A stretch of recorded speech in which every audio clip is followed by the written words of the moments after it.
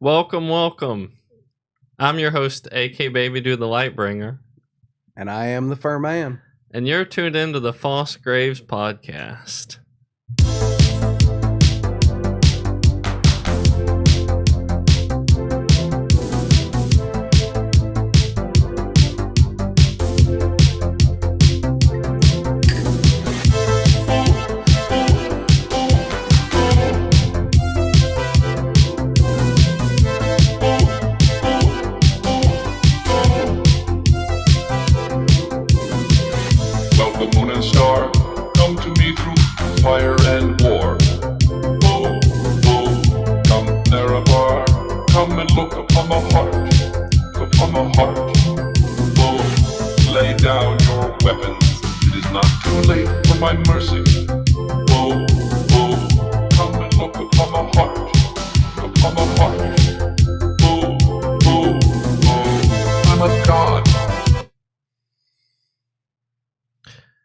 Apple intelligence and mommy milkers.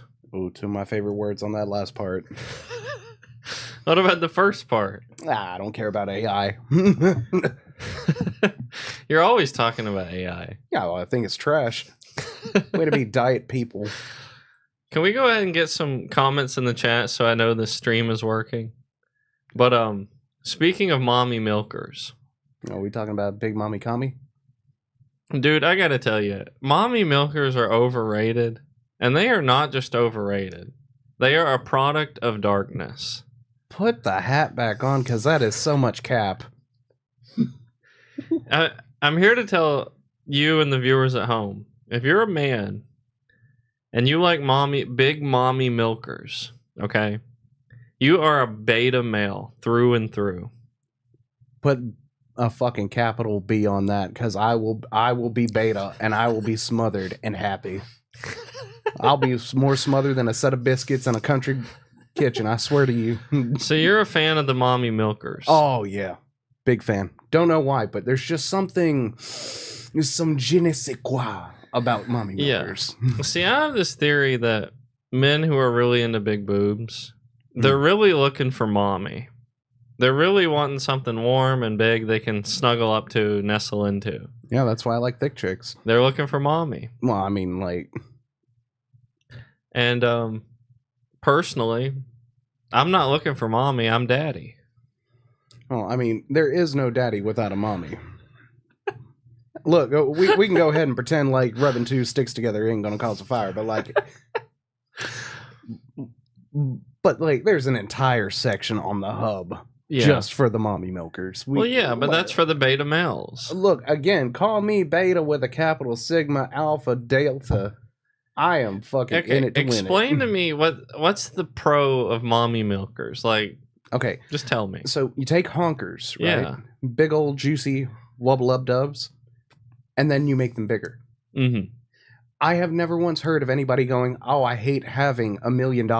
Yeah. And now I have $2 million and I hate it more. I've never heard of it. I'm sorry. But okay, you look at the female form, right? Yes.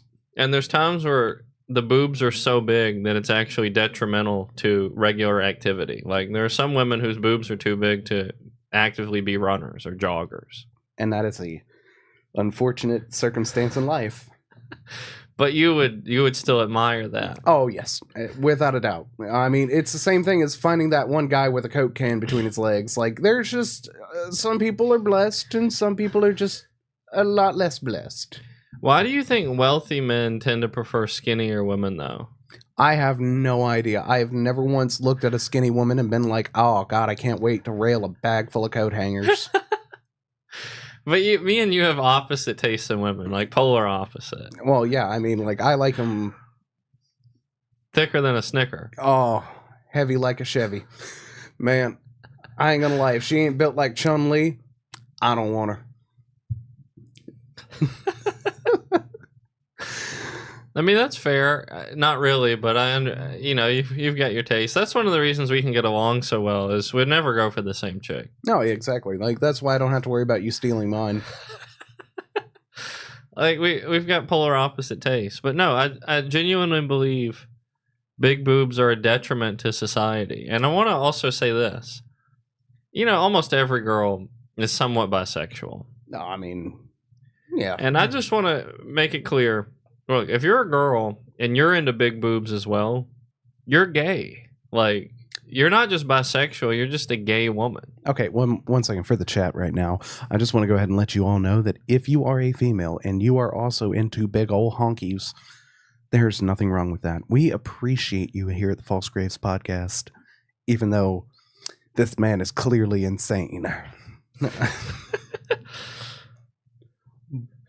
No, I'm speaking more truth than I've ever spoke on this podcast. You are talking down about big jubbly wubblies, my good sir. Yes, I am. You are talking about tractor beams and making them smaller. Look, what? Boobs are for providing baby substance. And they don't have to be the size of mountains. Like, they don't have to be a watermelon. Okay, would you want to step one square into Disneyland, or would you like to walk all over Disneyland? Walking all over Disneyland is the equivalent of putting yourself between those and just going to motorboat. No, I'm medium to small boobs is the pinnacle. That's the peak. That's the creme de la creme of boobage. Okay, for everybody that's listening to this on the audio, I am shaking my head in disappointment right now. The words that are coming out of this man's mouth. I don't just dislike big boobs. I have a problem with people who like big boobs. Then okay, so when we hit the 100,000 subscriber mark, then me and this man might have to we're gonna have to have it out in a boxing ring, because this is insanity. This is like saying that Camilla is gonna be the next president. Like, this cannot be. Yeah. I mean, come on. When have you ever enjoyed something so much to where you would go, I would like less of it? Many, many times. I have never once eaten a steak and then been like, man, I wish I wouldn't have had more steak. I very often will overindulge in something and then reduce it just for the satisfaction of experiencing it again later. Like, I like to pick up things that are pleasurable and then just cold turkey quit them, just to show my dominion over them. See, that's where you and I both differ, mate. That's where you and I both differ. Because honestly, if there were a slew of thick women out there who wanted my attention, you're done. You're done for. I'm cooked. I'm roasted. But I'll tell you now, I've got no interest in no big titty ass women. I just don't. And if you're a woman who's thinking about getting a boob job, forget that shit. No, do it. Do it now for the sake of humanity. Forget that shit. For one, God gave you those medium to small breasts for a reason, okay? They're perfect. Don't be going out here getting some bigger titties, please. How dare you try and save the backs of American women? This is some communist shit I'm hearing right now. You need to take that Canada talk back to the fucking north. And you know one thing that annoys me about big titty women? They walk around like they fucking got it going on. They're like, oh, I don't bring anything else to the table. I don't cook. I don't clean. I don't work. I'm overweight. But I'll throw 20 pounds of tit on the desk. Which, if we're doing statistically, that is a pretty good card to pull. I mean, if I'm being real here, that is the Uno reverse to half my arguments. Now, I will say, I do have I'm a bit biased, and not in my preference, but I'm a bit biased in this regard. I am an ass man over a boob man. Now, see, there would be some interesting conversation right there, son. Now, see, the question for you, actually, why is it that women enjoy butts? Well, I think women have an appreciation for good form, and I think men and women both know that females have a better formed body than men. Look, we've all had a fucking boner for Ryan Reynolds. That's not the point. The point being is, why do women like butts? Why wouldn't they like butts? For men, there's incentive. There's a front door, a back door, a side door. But for ladies, that is where a lot of questions pop up for me. Yeah. Well, I think it all has to do with life. Like, ultimately, reproduction is kind of like the foundation of attraction. Like, good hip to waist ratio signals Big mommy milkers and such. You know, good hips, so easier birth. And admittedly, bigger boobs signal probably a easier time breastfeeding, things like that. But butts, I think, represent during the birth. You know, if you have absolutely no ass, it's going to be a lot harder on your back. Yeah, you're not wrong, because I know plenty of them, and sorry to go ahead and say this on stream, but some skinny ass bitches with no ass that have pushed out watermelons and have told me that if they had just a little more cushion, it would have been better. Yeah, and so it's like it provides some cushion for the act of reproducing. For the pushing, as it were. Yeah, for some pushing. For guys, it's the cushion, but for the women, it's the pushing. Fucking shit. Well, I think that's what it is. So fucking stupid. Well, if you got no ass, you're gonna be on your tailbone, and then you're gonna have scoliosis or some shit. Got that spina bifida. Spina bifida is a byproduct of no ass. Like, that's what you get for going to oh god, there was a town. That's for going to Ononcock with nothing but your name. Fucking. Oh, so fuck. I think both sexes, you know, male and female, appreciate, you know, an ideal specimen for reproducing.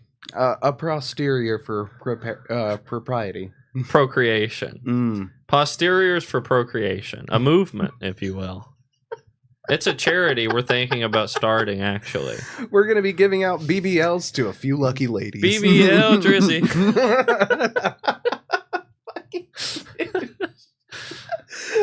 Oh, fucking shit. Speaking of BBL Drizzy, Kendrick Lamar got approved to perform at the Super Bowl.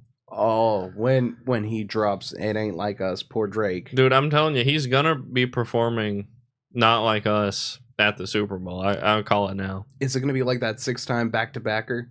I think so. Oh, if he does. And Drake's never suffered a loss like of this magnitude publicly. This L will be tattooed on his forehead. And recently, like yesterday, his team came out and said he, you know, Drake, had declined multiple offers to perform at the Super Bowl. Well, that was part of God's plan. And I'm like, bullshit.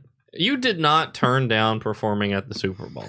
Yeah, I would hate to be at the biggest show in America ever. I mean, you know, we got better things. You know, after my worst year on record. Yeah, I mean, like I'm too busy eating pigeons and shit for funsies. You know, too busy striking some A minor chords in my off time. Fucking shut the fuck up, Drake. Oh god, could you imagine being part of his PR team right now?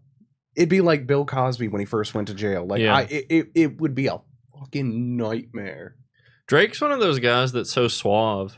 I feel like he didn't really have a PR team before this. Like, he might have it now, but I feel like he's always been very good at winning the public over. Like, he's got kind of that intuition about him. So I feel like he's just kind of been cold turkeying it this whole time. Which, I mean, my God. Like, Eminem made his entire career out of being controversial.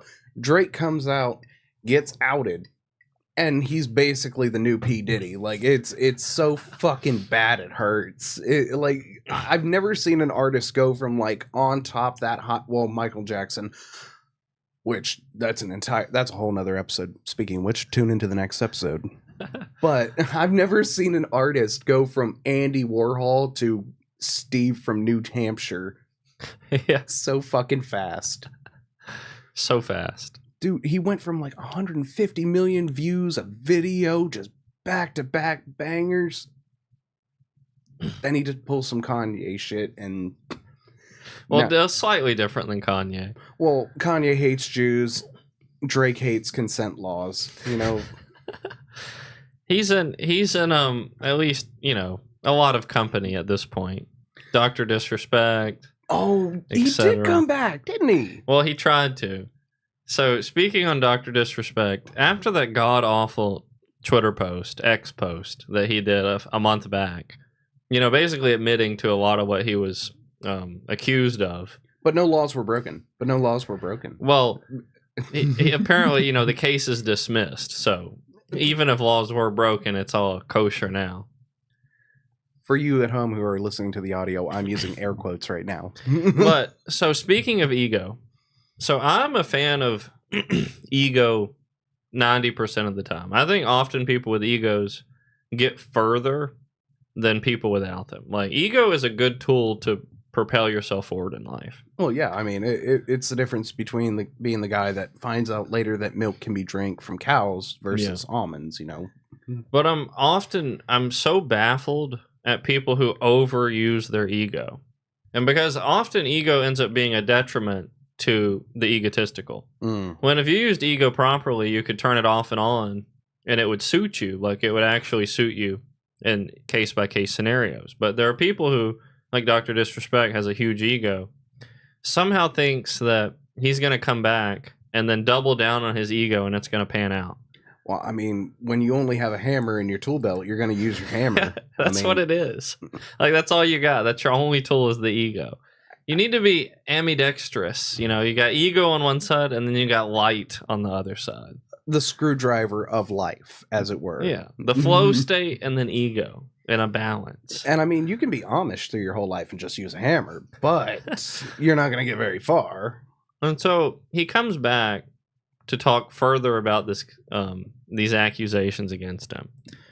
He starts out by calling his accuser a clout chaser, which is probably true. This guy who ended up outing Dr. Disrespect literally was making posts like, okay, if I get 3,000 people, to download my music, I'll give you an update on why Mr. B or Dr. Disrespect was actually banned from Twitch. Like, he was making posts like that. Yeah, which I'm not going to lie, on a scale of trying to be a respectable, again, air quotes for everybody listening to the audio, respectable person of society, to go ahead and pull that shit, no, that is some Mr. Beast level kind of bullshit. So he was gatekeeping pedophilic accusations behind self-gain. Behind a money wall. Basically, do you want to know...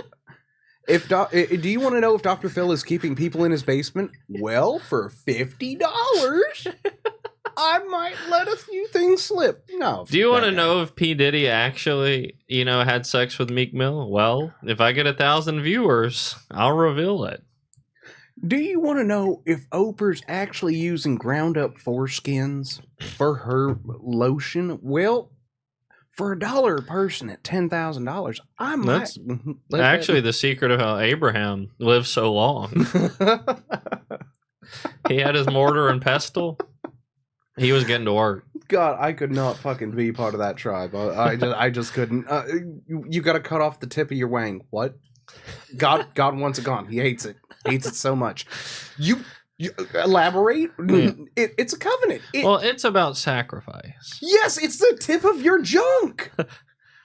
But no, this guy comes back to talk about, his hiatus and all these accusations. And the thing is, hiatus? He got fucking witch hunted off the internet. He literally, outside of, initially calling this dude a clout chaser, he follows it up with, you viewers at home, you guys don't know what sexting is by law. By legal definition, you don't know what sexting is. I do. I know by law what is sexting and what isn't. Like, okay, why do you know this? I know what an open heart surgery is. I don't need to know the absolute specifics of it. It's the heart and there's a surgery going on it. I don't need to know the gray area. What the hell? After, letting the world know he knows the legalities of sexting, he follows it up by going, Twitch didn't even think. They didn't even take the time to research the consent laws in the jurisdiction of the person I was messaging.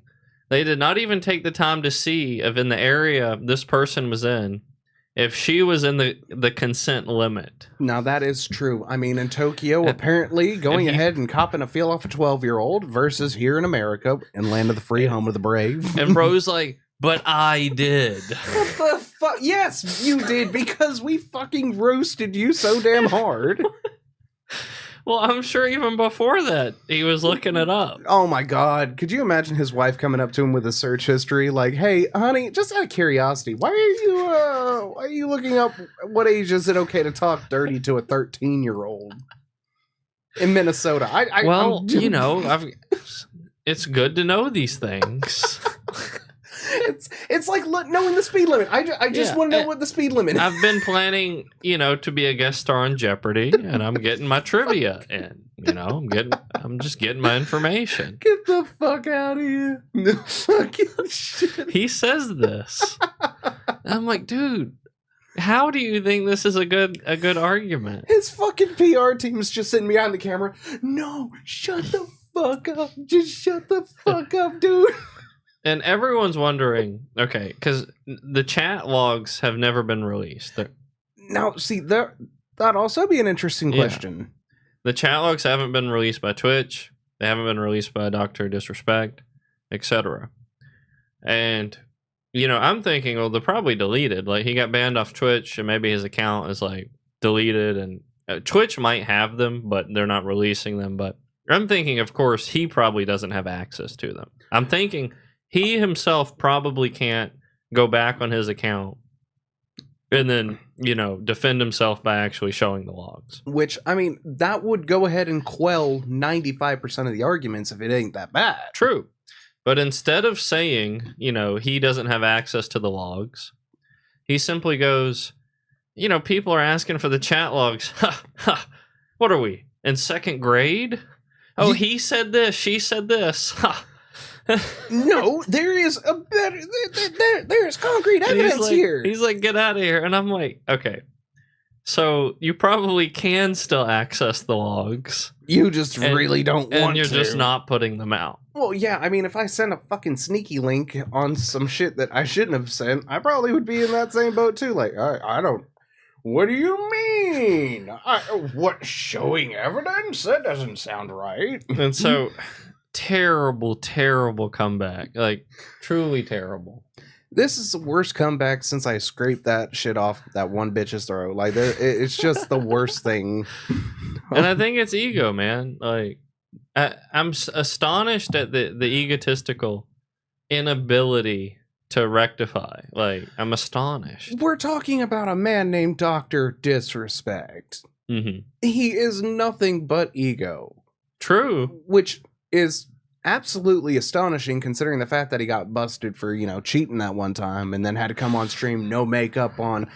Hi, chat. I just wanted to let you know I'm a huge piece of shit. Well, he came back in full character. He was still in the sunglasses, the wig, the life vest. Oh, God. But, yeah, it's crazy because ego, like I said, it's a good tool if you can turn it off. If you can turn off your ego just for a second, dude, I've had an ego my whole life. I'm a big ego kind of guy. You're looking at me like I'm crazy, but no, I'm a fucking egomaniac. Truly. But I know how to turn that shit off when it's necessary. That's because you have something, and this is not very common, but hear me out, common sense. Because, like, there are certain people, though, in this world, like Donald Trump, that ego works like a fucking wrecking ball. Like, tell me you watched the debate. I did watch the debate, and Trump is another one where I'm a big fan, and I'm a big fan of his ego, but he would benefit greatly, so much, if he could just for moments turn it down a little. If he could just turn it off here and there, it would do wonders. But you have to admit, nobody shows up to the party to see Bruce Banner. We're all coming to see the Hulk. And if Trump ain't the Hulk, he's definitely no fucking Hawkeye. All right. Like, that's why we all show up to these debates where he absolutely fucking flavor blasts these people. So, I did watch the debate, and I know you've heard about the debate, but you haven't watched it. Well, I mean, I don't vote. And speaking of the debate, I will tell you, Trump, as much as I hate to say it, he lost that debate. That doesn't... Are you okay? Or do you have a fever? No, I'm a Trump fan, and I can say Trump lost that debate with Kamala. How? He was... The entire time he was defensive. He was on edge. He didn't have any of his whimsy. I think what Trump has lost, if you look back when he was against Hillary, or even before that, Trump was whimsical. Like, he would crack a joke. He was lighthearted, but he's down half an earlobe. Give the man some credit. no, don't get me wrong. He's been shot at. He's got multiple trials against him. Everything under the sun is against Trump. But what won him the election, I think originally, was his personality and ego, but coupled with his whimsical nature. Kind of a chutzpah. Yeah, he would crack a joke. It'd be lighthearted to an extent. He was kind of more of a free spirit. And now he's almost just strictly an egotistical defender. Like, in the past, he would have made a joke, but now it's all, well, in my first presidency, everything was amazing, and now it's not. Well, he was going up against a senior citizen on his first, run. And then he got Hillary Clinton. Which, she's been around since the Triassic period, so, I mean... I think she's younger than Trump, though. You could have fooled me. She looks like she ran with Triceratops. You'd think with all that adrenochrome, she'd look a little younger. Well, I mean, after, your husband gets outed from the presidency for, fucking... For getting some top. Some of that hawk tua, as the kids say nowadays. You know what? Monica Lewinsky, I'll say it now. I'll say it on this podcast. I'll say it to you guys. Monica Lewinsky was the original hawk tua. But no, Trump lost that debate with Kamala, and it was an utter disappointment. And truly, if Trump was employing himself, he would have fired his own self for that performance. He would have fired himself for how poorly he did in that debate. Mr. Trump, you've been my apprentice for years, but I've got to say, that last debate, it wasn't the best. And that's all we're looking for in this company, is the best. Yeah. So you're fired. He blundered the hell out of that debate. Which, it should have been a slam dunk. It should have been. He could have kept it light. He could have been funny. He could have kept it relatable to the people. That's one thing, Kamala didn't do a good job at this either. Neither person did well speaking to the people. Do you think it's like presidential elects were just kind of phoning it in at this point? It's just whoever shows up to the party gets to go. Well, I think it's whoever has the most sensationalism. I mean, with Kamala, Biden obviously dropped out, and that was kind of the natural next step. Oh, yes. The person that locked up half of California. Yeah, obviously. I mean, I would have went for the people in Ohio. Fucking Ohio people. But no, I think it's who's sensational enough to get the most views. Like, views is the law now. I mean, ever since the advent of the internet, yeah, I could see that. I mean, views, followers, likes, subscribers, like this channel and subscribe, that is the real stopping power. Because as big as an audience as you have is how much influence you used to have. Mm-hmm. Back in the day, it used to be people like Emperor Norton. I don't know if you know who that is. Nope. Oh, the first emperor of America. Oh, really? Yeah. Dude was crazier than Diogenes. I don't know how... Was he before George Washington? Oh, he was pretty much like about, I think, 5th president in. Okay. He started printing his own money. He started just being an absolute fucking wacko. And people followed him just to watch the story, just to see what he was going to do next. Like, is he going to go ahead and throw piss on the next president-elect? Or is he going to fucking fist fight a nun? Right. Somebody's got to speak to the people. Well, I mean, why not us? Yeah, well, I'm actually, for the viewers at home, I'm 29 currently. And I've got 2 more election cycles before I can run for president. Well, you have to be at least 87 years old to run for president. But I am planning on running for president when I'm legally able to.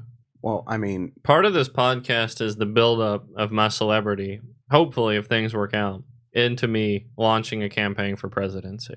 Which, I mean, you could be a lot worse. I mean, obviously, he's going to be giving out BBLs for, For the OnlyFans girls, which I don't believe in. Well, I mean, I believe in it. I mean, I don't believe in them doing it, but yeah. To me, No, I'm gonna run for president, and I'm gonna teach people how to sit in the fucking sun and absorb the energy from the cosmos and be happy instead of being such fucking vile, negative, degenerate beings of darkness.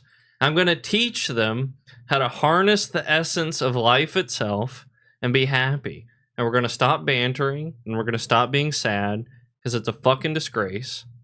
It's literally ungratitude. It's ungratefulness. Okay. Yeah, I mean, because if you can go outside and touch grass, 300 years ago, your life was far more in jeopardy than it is today. But you're going to go and be sad 24/7. You're going to be upset 24/7. You're going to waste your entire life in comparison and how you stack up to others and just be a little miserable ball of fuck. And I'm going to make my run for presidency solely on increasing the power of the individual. do you know what my stance is on that? Like, no, I'm interested. Okay, so I believe that back in the day, we only had a pool of like maybe 40 people we meet in our entire lives. Yep. We had a 2-mile radius. If you didn't have a horse, you did not leave 2 miles. Yep.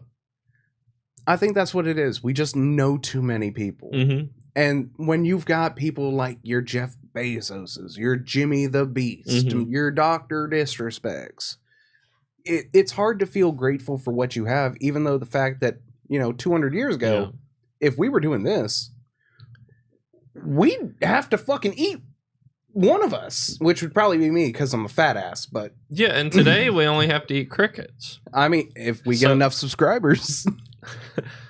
No, that's a really good point. There's actually been studies done on what's the best community size for the human consciousness. There's been scientific studies done on it. And they found that it's around 80 to 90. Any more or any less has a negative effect on your consciousness.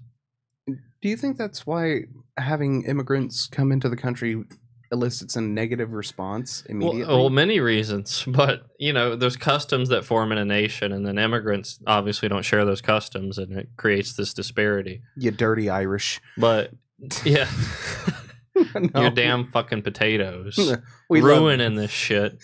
We love you, ginger assholes. But no, that's a good point, and I do think it's the root of the issue. So comparison in the past was easy. So like, let's say you're in an Amish community today. You're comparing your skill set against a very limited number of individuals. If you're the guy who knows how to fix a wheel on a wagon, you're that guy. You got that dog in you. You're that guy. There's a tangible thing you provide that everyone can come to and respect and enjoy. But in the modern world, the social media and the whole world's kind of a competitive landscape. You might be the best, mechanic in a 100-mile radius, digital programmer, what have you, whatever, artist, etc. But you can go on, TikTok, YouTube, etc., and you're going to see somebody across the world who is infinitely better than you, and it's going to have such a diminishing effect on your soul that you're going to end up feeling incompetent. You're going to feel inferior. You're going to feel like a fool, because I get that feeling all the time. Little known to the audience, I've tried to become an artist, and watching somebody go ahead and paint basically a Monet with their feet, right? It is debilitating. Yeah, and it destroys you. It's like, holy shit, I suck. They're doing this with their fucking feet, and I'm over here like I've got noodle hands. And so we're constantly have the burden now of being compared to the entire world. In the past, we were just compared to our communities. Yeah, and I mean, like, again, that was a skill that you could improve on, and then you could become the man with the dog in him. But nowadays, again... Well, I think that's kind of why sheer ego has become such a popular personality. There are people out there who, whether they're better or worse, will just be like, fuck it, I'm the best. Like, well, Trump, for instance. Well, I mean, I figure that comes down from a medical condition. Do you know what BDE is? Bipolar person? No. It's Big called... dick energy. Exactly. Everyone loves somebody that's confident in what they do. If your doctor came in and told you, "Oh well, you know, we're gonna take a look at your cholesterol and balance your blood sugar," you would fucking laugh him out of the surgery room. You'd be like, "Get the fuck somebody in here who knows what the hell they're talking about." Even if he knew more, you wouldn't believe it.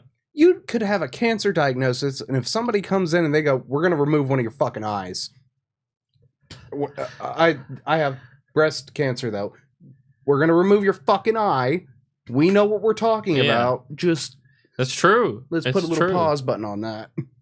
And so I think we flock to the people who have super confidence now because they're at least winning against the global comparison problem. Yeah, because again, if you had a lawyer and they were like, "Well, you know, we can chase this Stormy Daniel chase and we might be able to go ahead and win," or would you rather them come in and be like, "Look, no, we're not just gonna sue them, we're gonna countersue them for thinking about suing us." And so one thing for tonight, we're planning on having our first guest on the podcast. Chris, if you're watching, if you're in the chat, go ahead and leave a comment and we'll go ahead and try and loop you over and get you on the show. So Chris, if you're in the chat, go ahead and leave a comment and we'll work on getting you put in. You absolute fucking superstar. Thank you for being with us on this journey. We don't see him at the moment. I don't see him in the chat.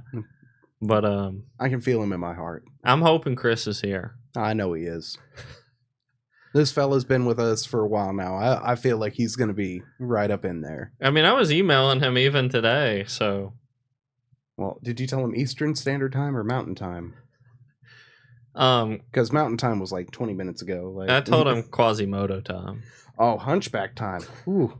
Shit, then, well, that's a flux state right there. That is, Speaking of time zones. Oh. Please don't bring up Ohio. Should Ohio get its own time zone? It should, because it shouldn't be part of this United States for stealing Florida man's energy. Ohio's just permanently put it the 3 a.m. It's permanently 3 a.m. in Ohio. They get the Cuba treatment. That's how we treat them. You go to try and work a job in Ohio. They're like, "Sir, we only work from 3 a.m. to 3 a.m. Okay, like that's what we do here." A 24-hour shift? No. It's 8 hours. It's just still 3 a.m. in 8 hours. You go to clock out. They're like, "You clocked out 5 minutes early." "Oh yeah, look at the time, 3 a.m." And then there's also 3 a.m. That would serve them right, I swear. That would serve Ohio right. I mean, consider they stole Florida man. We did so much bath salts to get that reputation.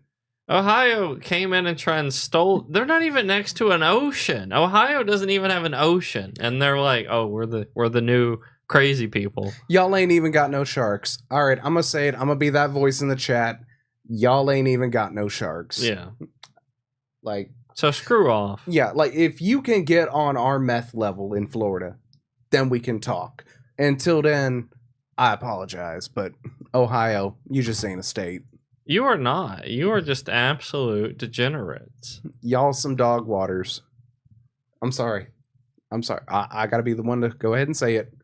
Ohio people, I'm pretty sure you are absolutely lovely Mormons. But in my heart place, I am upset with you. I'm sorry. I'm not mad. I'm just disappointed.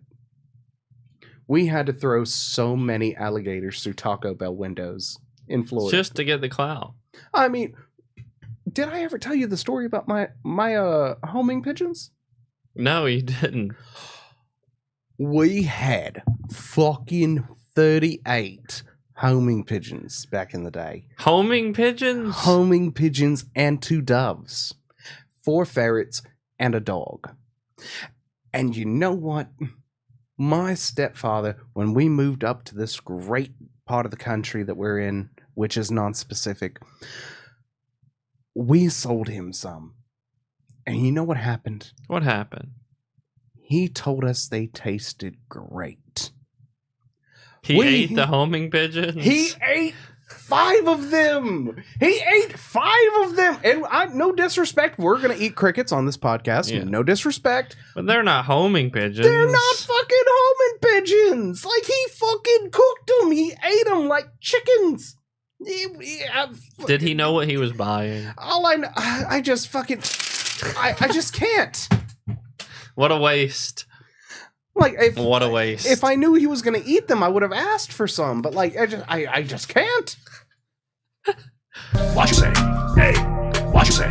Hey. Eating pigeons. Hey, yeah.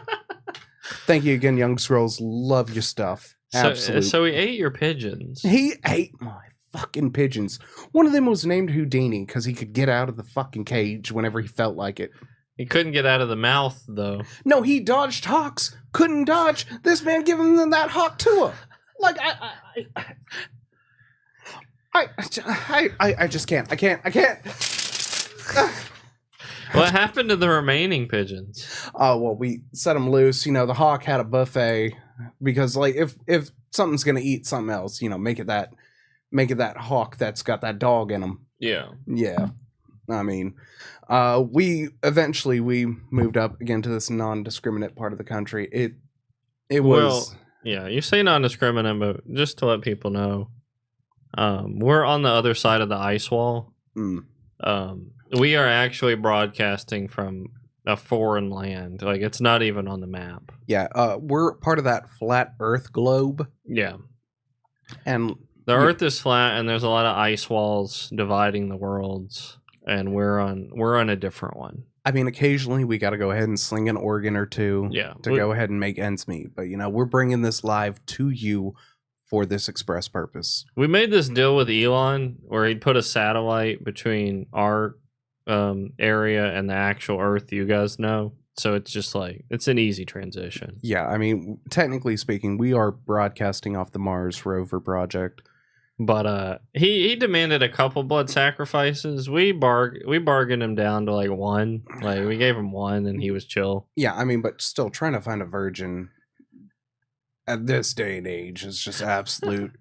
Well, in their world, yeah. In ours, it's not it's more common. Well, I mean, like, that's because we only have 4 people in the village. Shit.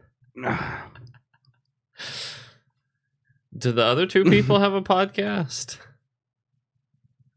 I'm not allowed to elaborate on that. Chris, if you're in the chat, we need to see it. We'll bring you on. I'm not seeing any comments from you, Chris.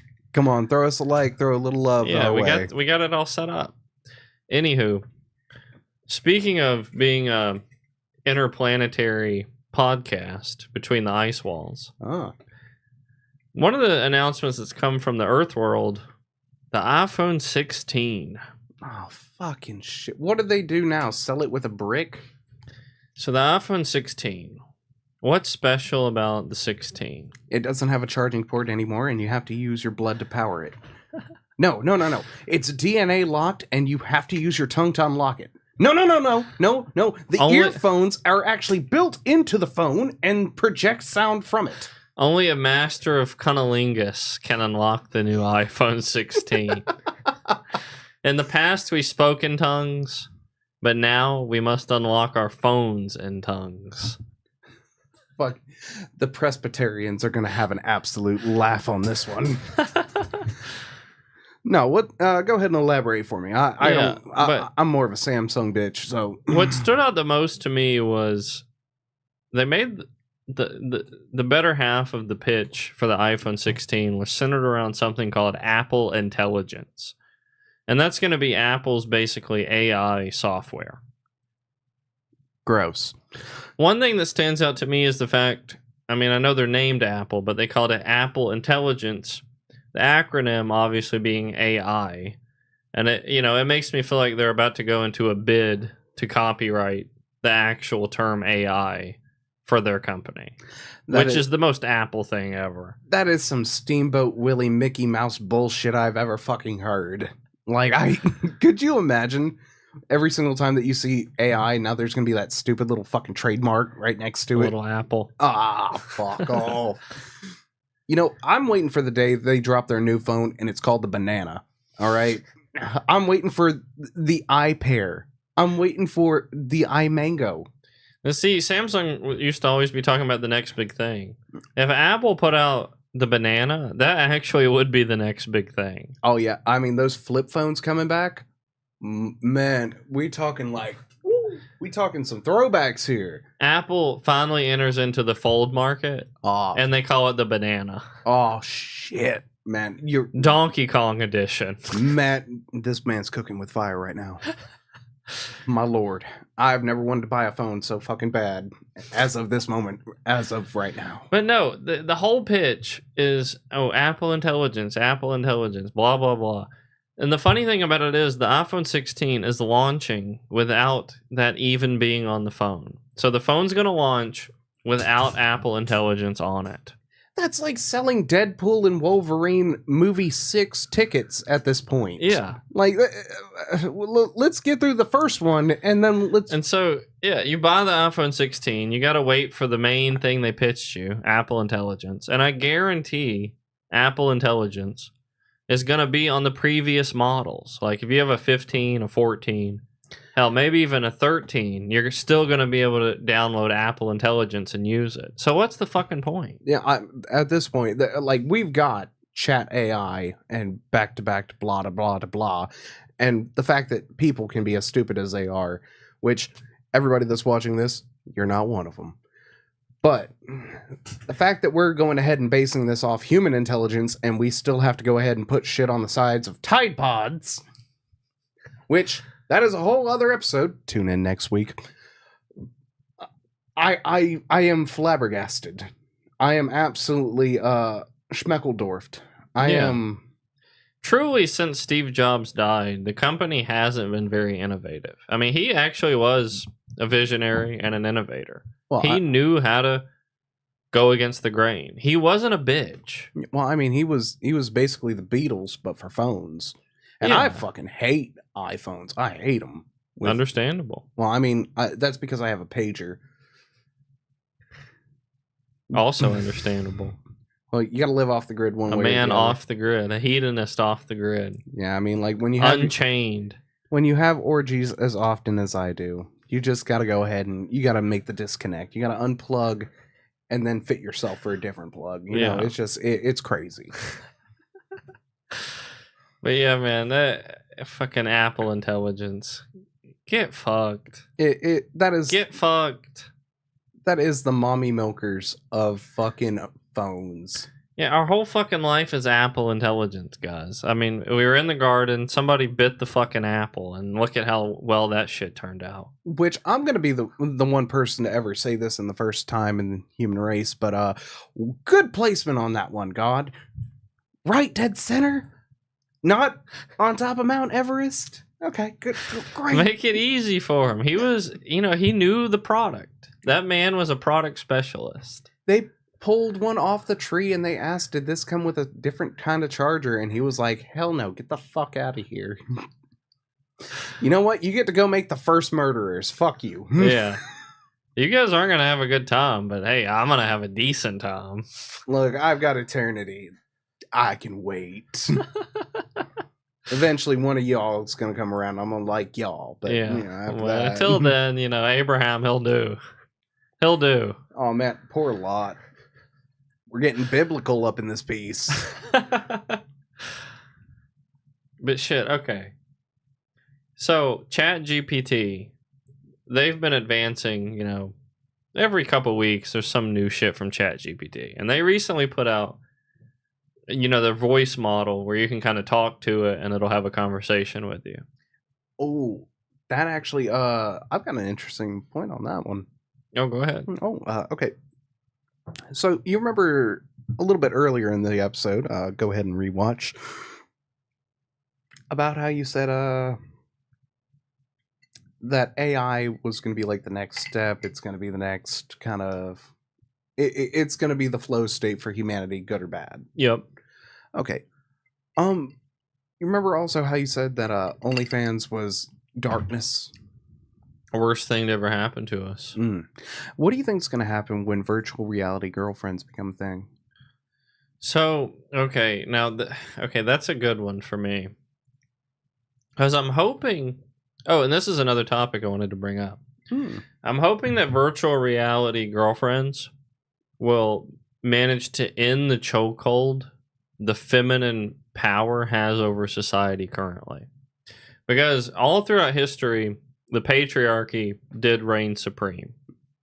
Which we did a great job. World War One, World War Two, World War now. As a semi-gay man, I fully blame men for all of the problems in history. I think men are just the worst. I think we fucked everything up. Okay, first off, calling yourself a semi-gay man, we've all popped a boner for Ryan Williams, all right? We've all been I thought there. it was Reynolds. Whatever. Fucking Robin Schneider. Fucking. Yeah. No, men fucked it up. So we got punished, right? Okay, if you're the boss and you fuck shit up, you're going to get taxed. Like, you're going to get your ass handed to you on a silver spoon. If getting my face sat on is a punishment, then lock me up forever. All right, I will. Yeah. I will fucking go to jail for the rest of my life. No, I am hoping that the AI girlfriend thing does reduce the stranglehold women currently have over society. Because I think, as it stands in modernized society, women have the power. Beyonce said, it's a woman's world. I agree. At the moment, it is a woman's world. See, women run this shit. Man, that's where I gotta side with Ray Charles, because it's a man's world. You think men run the world still? We do, but only under, societal expectations of mommy milkers. And so the mommy milkers are running the world. Which means that we get to go ahead and put all the blame on them. Cheers to that. Fucking... And I will put the blame on them. How dare you, thick women with your gorgeous mommy milkers, do this to us? This is the point I wanted to bring up about that. And I'll get back to the point of what I think that's going to do for society. Okay. AI girlfriends. But here's why men are failing so extremely. Okay. In the past, the reason why men stayed on top and the reason they remained in power was physical violence was never far away. And when physical violence is very common in society, men have to be on top because they're the most natural protectors against physical violence. You got to be hard to stay hard. You got to be hard to stay hard. It's true. True words. Look, if I got to fight an elephant, then I'm staying right up there. Like, I'm keeping that level of energy everywhere I go. But in the modern world, outside of like random things in inner cities or random shootings and things like that, the world is mostly civilized. There's not a lot of physical violence people are going to encounter in the day-to-day. Now, see, that's interesting because like Neil deGrasse Tyson actually dropped a quote. After you're done with this, And so, with there not being a lot of physical violence, the need for men seems a lot less evident. And that's understandable. But one thing women are particularly good at that men suck at, and I want to point out, all famous men are part female. Almost all famous men, okay, outside of like fighters. Outside of P. Diddy, yes. Almost all personalities that are famous men are very... they're skilled in the art of femininity, and I can point that out later, but famous men are often part female, and there's a reason for that. But women are exceptionally skilled at manipulation. They are good manipulators. And men, your average man, is so incompetent when it comes to manipulation, he doesn't stand a chance against a woman. He doesn't stand a singular fucking chance against your average woman. That's true. I would take a title loan out for some big mommy milkers. I would fucking sell say it my closer soul. for those at home. For you thick women who may or may not be listening to this podcast, I would absolutely give you my blood, soul, and spleen just to pop one out, just to look at it. I would sign away my firstborn child, which I've got 2 of. So yeah. And so women are very skilled manipulators, and I don't knock it. I myself consider to be a good manipulator, but your average man isn't thinking in that way. They don't think in the realm of manipulation. No, and that's because most of them don't think that they're bringing anything to the table. Yeah, men think, I want to, a nice chick, big boobs, big butt, and I'll work. Like, that's it. If I'm eating, if I'm fucking, okay, like it's all good. Hey, if I got a place to rest my head and it happens to be her thighs, That's my level. I'm like, dude, you're literally in warfare 24/7. These hoes don't give a fuck. I mean, I would fucking commit some war crimes for a small pool of people that I can't stick my dick in. But if I could, oh man, I would commit worse war crimes. I would literally be on America's Most Wanted. And so without a lot of physical violence, I think the need for men is not so evident. And not to say we should have more physical violence. No, men are just out of their element. In the modern world, men are out of their element. Yeah, because again, back in the day, the only skills you needed was unga bunga. We eat, we cook. Yeah. And that was it. We are outclassed. Okay, but before you said Neil deGrasse Tyson, I want to point out some people. Okay. Maybe it's people I know, but I don't know a lot of male celebrities that are big. Okay, you got Trump, right? You got Ben Shapiro. You got Jordan Peterson. You've got Andrew Tate. Okay, let's just go with those four. Maybe even throw in Conor McGregor. He was a fighter. He's not as big now, but... Yeah, but still, he was a fucking tits. These guys are extremely dramatic men. They are sensitive men, all of them. They talk at length about issues and problems with the utmost dramaticisms, the utmost emotional attention. They are, to a degree, women. I mean, they have a female frame in the sense of how they express themselves. They bring that drama to the table. They bring that drama. And they can talk about being as masculine as you want. When anyone thinks about the archetypical man, it's not Donald Trump, it's not Andrew Tate, it's not Jordan Peterson, it's not Ben Shapiro. It's a stoic, strong motherfucker who's just doing his business. Your Ernest Hemingways, that's a good one, Ernest Hemingway. Your Winston Churchills. Yeah, your grandpa who's got 3 cows and 5 acres and just chilling, smoking cigarettes. He fucking smokes 8 cigars a day, and he tells you what the fuck is up. So all these figures of masculinity today, and I don't dislike them, but they're alchemists. They're gender alchemists. These are people who have ingrained the female and the feminine so that they can talk the way that they do. They're dramatic masculine men, which to an effect makes them feminine. I wouldn't argue with that. I mean, Jordan Peterson does it more for not a wholesome meaning. I like him. Yeah, Andrew Tate does it for a little bit less. But he's dramatic nonetheless. They're both dramatic people. Yeah, but to a certain extent, when you feel so deeply about an issue that you're absolutely willing to go ahead and bare your soul to the public, that's where I kind of like, I jump on more of Peterson boat than I jump on Tate boat. Yeah. 100%. I agree with you on that. Because, I feel like one's a little more empathetic. Yeah, and one isn't. Well, I mean, Andrew Tate's telling you, oh, fuck bitches, take them onto an island, and then eat KFC as a poor person. Yeah. And then you've got Jordan Peterson, he's, oh, well, I just want you to go ahead and take responsibility for your life. But, but any of these men, you can catch screaming at a camera. You can catch all of them screaming at a camera. Give you that. Give you points. We're still in the timeline where we can remember our grandparents. So it's not like we're so far out of it. The most masculine man in your life, for the viewers at home, I'm promising you never could imagine him screaming at a camera. True or false? No. I mean, the most masculine man that was in my life was my grandpa. And I promise you, he once had to have 7 police people pull him off a person that was abusing my aunt. I mean, they knew him by name. They went, Bob, you need to get back before we have to tase you. And they drug him out of the house. Yeah. Because he had the fucking gall to slap my aunt. And my grandpa, he went, bow. And he beat him so fucking viciously, he was down 7 teeth before they fucking got him off him. I'll be right back.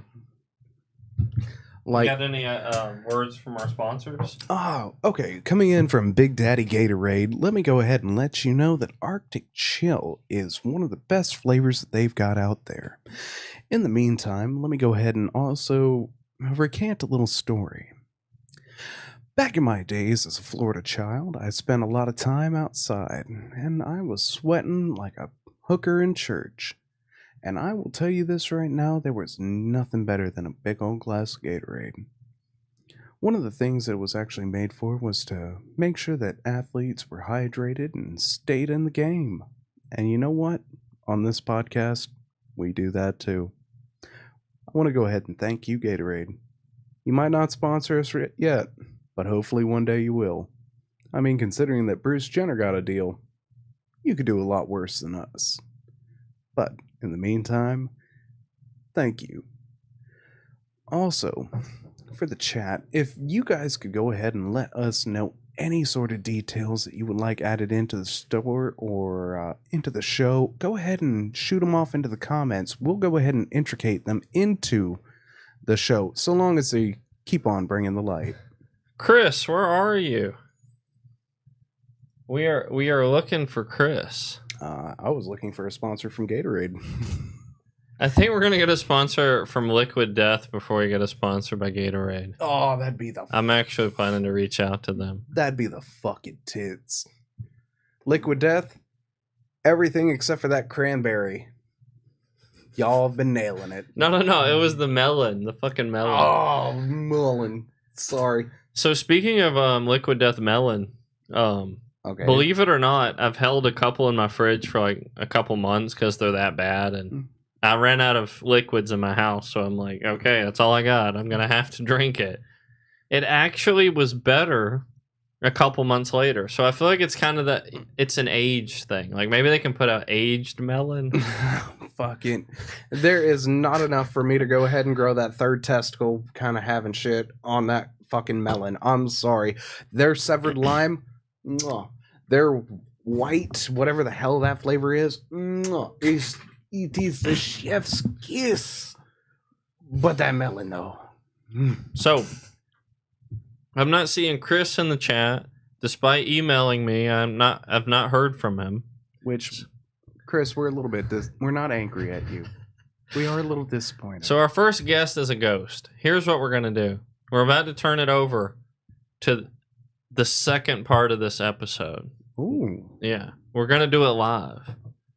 We're about to do a catalog live. Oh shit. So for those at home, okay, I understand. Maybe we're running long, but Get ready. quick update. Listen, you are tuned in to the False Graves fucking podcast. I'm your host. Who? AK Baby Doo, the Lightbringer. And you're on here live with the Fur Man. So let's fucking hit it. Oh, drink water, drink water, drink water, bitch. Oh, drink water, drink water, drink water, bitch. Oh, drink water, drink water, drink water, bitch. Oh, drink water, drink water, drink water, bitch. Oh, every day. Oh, don't play too many games. Oh, only 3 hours a day. Oh, respect your parents, okay? Oh, love your mom, Damn, you're out of love your money. dad. Always say please and thank you. No, you Oh, got money. you say words like fuck and shit's not coming in your house. Spank you. Oh, don't say nigga. Oh! Respect and love all races. Even can cheat. Even Argonians. It's better to wash your faces. Oh, there's also clothes in your feet.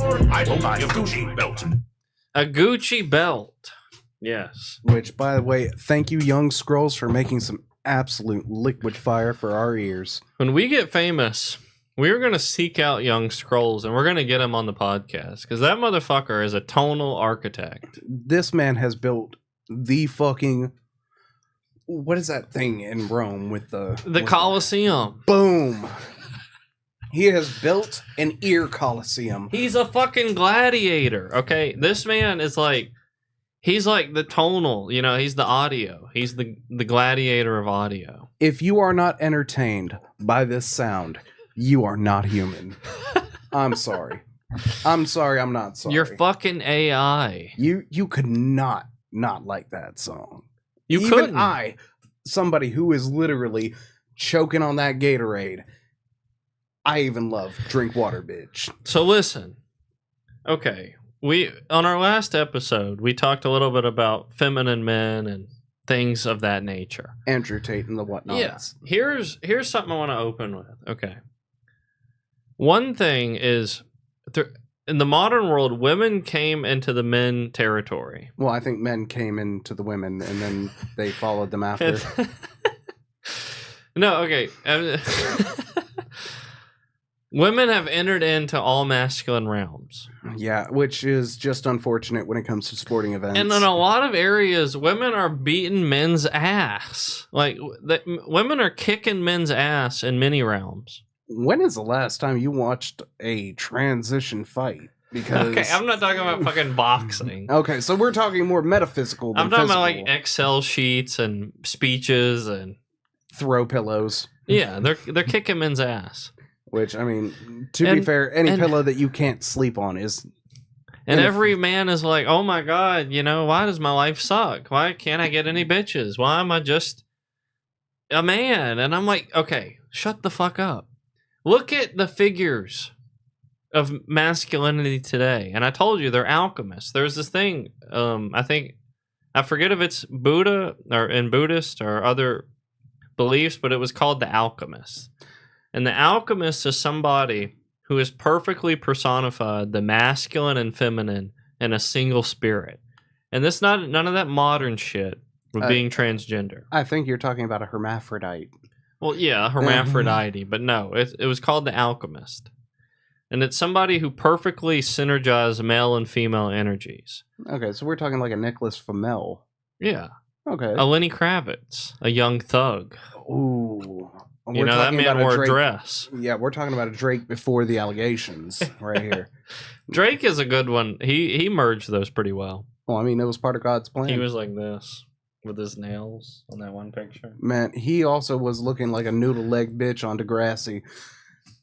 It's time for men to understand. If you want a chance today, you have to go into the female territory. Traditional is gone. You have to enter into the female realm to exceed as a man. Yeah, that red pill shit don't cut it no more. Fuck out of here. You're not about to red pill your way into any pussy. I promise. You're not about to red pill anywhere up into your life. You think that Jeff Bezos was walking in there being like, oh, all of you are making me money, fuck you, because you have a vagina? No. Get the fuck out of our face. I'm not pro-trans, but what I'm saying is, as a man, you can be comfortable painting your nails and then squeezing the life out of another man with those same hands of painted nails. You can do both. Do more. As part of the False Grave podcast, I don't know if I jump on with this one with the AK Baby Do. However, I do support him and his life choices. Break a man's back in the street and then go to a Billie Eilish concert. That is the straightest thing a man can do, is to break another man. You can do both. It's called prison rules, as it were. It is only super gay if it is not for the express purpose of expressing your masculinity. Yeah. You can do both. Okay? Women are doing both. They're being men and women. Men are just being subpar men. That's the game we're in. Okay? Exactly. If you're not out there and you're not trying, then you're not guy breaking. Okay? It just is what it is. That is life in 2024. Harambe is dead. We have to break other people. That is what it is. I'm going to say it for the crowd. Dude, women are out here making $100K a year and sucking dick. And men are out here making $30K a year and not sucking any dick. My point is, men aren't doing enough. Okay, I'm just saying the math is not math in here. Okay, AK, I'm just saying, if I can make 100,000 versus 30,000, and all I gotta do, I gotta go ahead and touch a few Peters. You know, I mean, I might have to math on that math. Yeah, it's just everything is men's fault. It's all the man fault. We can do more. We're not doing enough. I'm tired of it. And the biggest issue with our male celebrities is they won't say the quiet part out loud. They won't say the truth out loud. Well, every time they do, they get canceled. The truth is, they're feminine. If you're about to tell me that Owen Wilson is feminine, I am about to have to get up here and slap you with my ring hand. The masculine celebrity of today is a feminine man. And in many ways, they are feminine. Just because they have a vagina does not make them feminine, sir. Okay, fair enough. Okay, in this day and age, we are allowed to identify as however we want, whenever we want. Spirit. Okay, I'm speaking of the spirit. Let's stop mutilating our physical bodies, and let's just do it on the spiritual realm. We're literally abstract beings with the infinite capacity for eternal life and ethereal thoughts, but we're like, I'm going to mutilate my physical body. No, just do it in the spirit. You don't have to cut your dick off to embody feminine energy. No, I mean... You don't have to get a dick to embody masculine energy. Just listen to a couple NBA Youngboy songs and you'll be a man. Look, I'm just saying that if... Oh, 1 second. Let me put on my smart boy glasses. If you think... And Chris, get in the chat. Oh, well, would you look at that? We've got an extra person in the chat. Hey! Shout out, homie. Skirt. Sorry, my smart guy glasses fell off. Yeah, as you were saying. Look, you don't have to mutilate yourself to go ahead and identify as a certain way. Again, these battles have been fought for basically the last 4 years, but you can be who you are, no matter who you are. Just leave the innocence out of it. Like, if you want to go ahead and be a degenerate that goes ahead and posts up on every glory hole from here to fucking Nantucket, go for it. But do not be bringing in... Well, I disagree. Well, he's part of the light, I'm part of the dark. Now, y'all go ahead and let your freak flag fly, but, you know, leave the kid... Like, leave certain areas out of it. That's where me... Innocence is all that's worth fighting for, is innocence. Yeah, and I mean, that's one thing in this day and age that we've had to constantly have to battle with, because the advent of the internet, we've constantly had to go ahead and fight back a little bit just to go ahead and give those a little bit more time. Because after it's gone, it's gone. When innocence is lost, it is lost. That's why there's that book, Innocence Lost. There's a book? Paradise Lost, whatever. Paradise Lost is the second book in Dante's Inferno. I don't read, though. Chat, I don't read. I promise. I read Jordan Peterson's 12 Antidotes to Life. Okay, I got it somewhere over here. Is it right next to the hooker heels? 12 rules or something, and then he put out another book about chaos. Oh. It was like 12 something to chaos. The first book was in the masculine frame, and the second book was in the feminine frame. And in that book, he talked about the alchemist, the master of both. That's what we're going for. We're such individuals. The world is so individualistic. It's so egotistical. Me. You're not going to pull anything off if you can't combine these forces in one body, in one physical body. And even as a hedonist, I can go ahead and agree on this one. Like, the best she-males I've ever met have been able to combine it 50-50. And for a technical term for the crowd, but the Badusi is only that much better when they can do both. If you're one of those guys, you know, let's say you got a couple daughters, and they're like, "Hey, Daddy, you know, can I paint your nails?" And you're like, "No, I'm a man. I'm a man." Oh, well, I eat steak and I fuck bitches, so I can't. I ain't about to get my nails painted. You're a gay motherfucker is what you are. You're fucking gay. Well, you're sitting right up there with guys that can't wear pink. If you can't be comfortable in a fucking color, then you're weak. I'll say it right now. If Andrew Tate can't wear pink, Andrew Tate, you a bitch. That's the thing. And what does that say though? What does it say? What it says is that men that are absolutely fucking, and for the chat right here, this might get a little spicy, so here's your warning right now. But for those that are absolutely fucking breedable to be able to wear pink, And those who are like, oh, well, I can't, it'll hurt my big man feelings. Fuck them. Yeah. Fuck them. That's not masculinity. That it is the absolute detriment to masculinity. Real men don't give a fuck what color they're wearing. They only care that they look good to chicks, that they're good to their chicks. So, I used to, and I normally can do this, but I used to be able to squeeze my hand so hard all of my knuckles would pop at once. Used to be able to. Like, there was even a point where I broke my hand squeezing it so hard.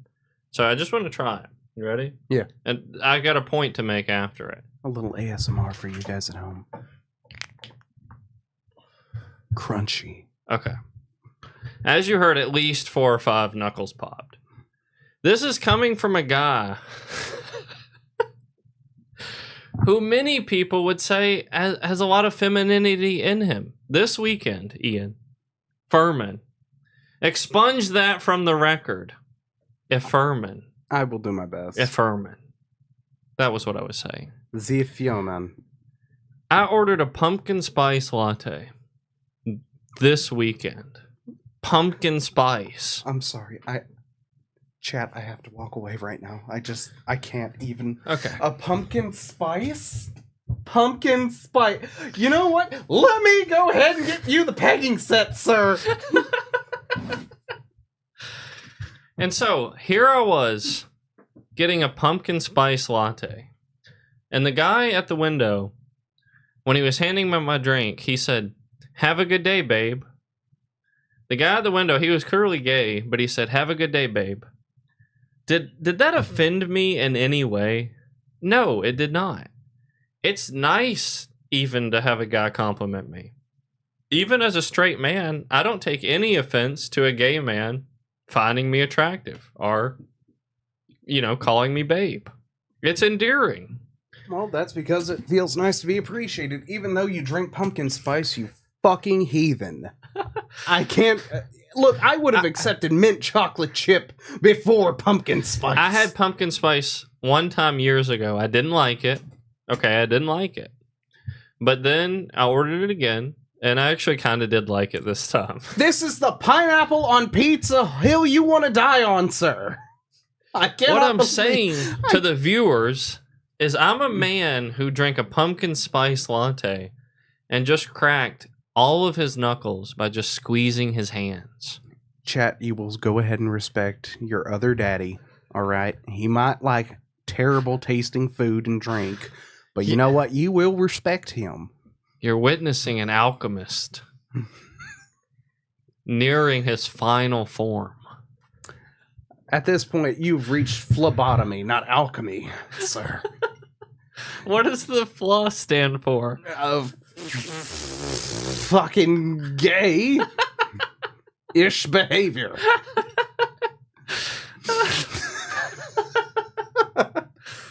God. Cheers, mate. Fucking cheers. So I've come with a lot of topics. Fresh episode here. What do you got? What do you got for the viewers? Well, there was a scenario that you brought up the other week. Hedonist of the week. Dude, you were... Okay, we're both autistic. People don't know this, but before he brought this up, I was just thinking about bringing that up, so... That's because the mind waves. We're in that flow state. So, who do you have on the Lightbringer side? Okay, so I actually thought about this before the episode started, because it's not every week that you just run into a Lightbringer. Not every week you just find someone you're like, yeah, this guy's bringing the light. Well, I mean, like last week we had the porch pooper, so he was a little bit of a mixed bag. Oddly enough, for the Lightbringer of the week, I'm going to say J.D. Vance, Trump's vice president pick. And I'm going to say it for 2 reasons. The first is all over TikTok, this man is getting made heinously fun of for him trying to feign being an everyman. you know, there's always the elite politician trying to be an everyman. I have drinking a beer with a middle class, and therefore I am also a human. Like, it was just like that. I fucking can't believe it. So one of the things he did was he went to a donut shop, and this is all over TikTok. Because the whole spill was he's going to be an everyday's man. He's going to go to a donut shop, talk with the employees, and get some donuts. I too know what it is to be dishwasher. It was the most choppy, awkward thing almost that I've ever seen. And people are tearing him up about this. I will put $5 right now on the table. I will put $5 right now. Okay. He flipped a fucking pancake while he was there. I will fuck it. I'll put money that he did a menial thing. Well, I don't know. I don't know that I didn't see that. Maybe. But he made a food dish. I guarantee you. And it was something so fucking Mark Zuckerberg. It was unreal. He was asking them, like, how long have you worked here? And they're like, 3 years. He's like, okay, good. Like that. Okay, good. I too have also done human jobs. Yes. And it was so awkward, and everyone's making fun of him. And I think him getting, made fun of like that is a degree of light bringing. I think it's funny. It's interesting. People are having a good time at his expense, but he's taking it well.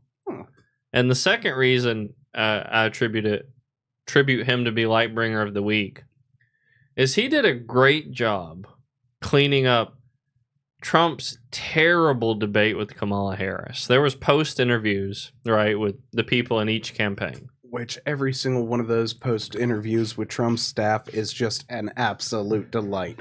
So Trump said that there were aliens in the White House. I would not like to go ahead and comment on anything that he has said or hasn't said. Well, I think J.D. Vance did an immaculate job. One of those to that effect was they asked him, in the debate, Trump had talked about Haitian immigrants eating cats and dogs. Well, I know for a fact that some of them eat pigeons. Yeah. And the city mayor had said that's unconfirmed, that's not necessarily true. And JD responded in immaculate fashion. He just did a great cleanup job, like truly an immaculate cleanup job. And given I think Trump's going to be better for our country than Kamala, I think he did an exceptional job with that post interview, given how bad of foundation Trump laid for him. And I'd call him Lightbringer of the Week for that reason. Okay, well, that's a pretty fair stance to take. I mean, even though that he was basically helicoptering to make sure that nobody else watched the ape smash a fucking baby against the wall. So a Harambe situation. Hedonist of the Week. Hedonist of the Week. Yeah. I want to go ahead and do a little shout out to everyone who's ever went to a porta potty. No one specifically. Is this going to be an overarching hedonist of the week? I've got such a good take on this. Oh, everyone that will go ahead and add a little decal, a little bit of ghetto art, a little bit of graffiti, as the French say. Mm-hmm. It always brings a smile to my face. Really? Every single time. Me too. I mean, like having to shit outside, I mean, that isn't directly on the ground, is against my religion. Yeah. But getting to go ahead and see that somebody also has went ahead and put their butt cheeks on the same spot and has decided to leave it just a little better. Yeah. A recycling kind of view. Mm-hmm. Oh, chef kiss to you. So tell me where you're I'm so much in agreement with you. Tell me where you're at with this. I tell people this a lot when it comes to making things better or worse, right? Okay, if you go into a bathroom that's in immaculate condition, truly immaculate, it's super clean, most people, myself included, will want to keep it clean. They'll want to keep it immaculate. But if you go into a bathroom that is just disgusting, there's that urge to contribute to it. There is that deep urge to make it worse than it was. A little bit of extra litter ain't gonna hurt nobody. I know exactly what you're talking about. Because, like, after you see call for a good time, 555-555-731-555. Yeah. I'm in that same boat. And so when I go into a bathroom, the worst bathroom I can go into is the medium one. It's kind of dirty. It's kind of not quite the handicap stall. It's not clean. It's not dirty. It's eh. But if I go into a clean bathroom, I'm happy. If I go into a monstrous bathroom, I'm humorous. You know, that's because there's shit on the ceiling. You can't sit there and not be, giggle a little bit. Right. Like, they put a little effort into it. Right. I mean, come on. I mean, how do you even do that? Yeah. And I've seen it. I have seen that happen. I've worked at a grocery store in my younger days. I have seen the absolute degeneracy you can find in a public bathroom. This man had once worked for a cult. The things that he has seen. I once encountered a guy, I mean, not the individual, but what he did, where he scrub brushed the entire toilet with his feces. So it's just it's Mr. Miyagi, wax on, wax off. No. From top to bottom. Chad, I've been with this man for years, and I'm fucking flummoxed at this moment. That's a true story. Oh, fucking no way. Yeah.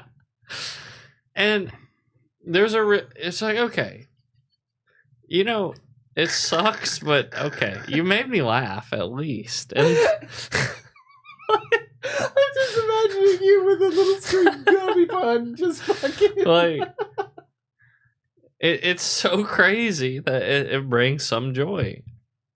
There's not enough magic clean erasers to go ahead and clean that from my memory right now. I'm just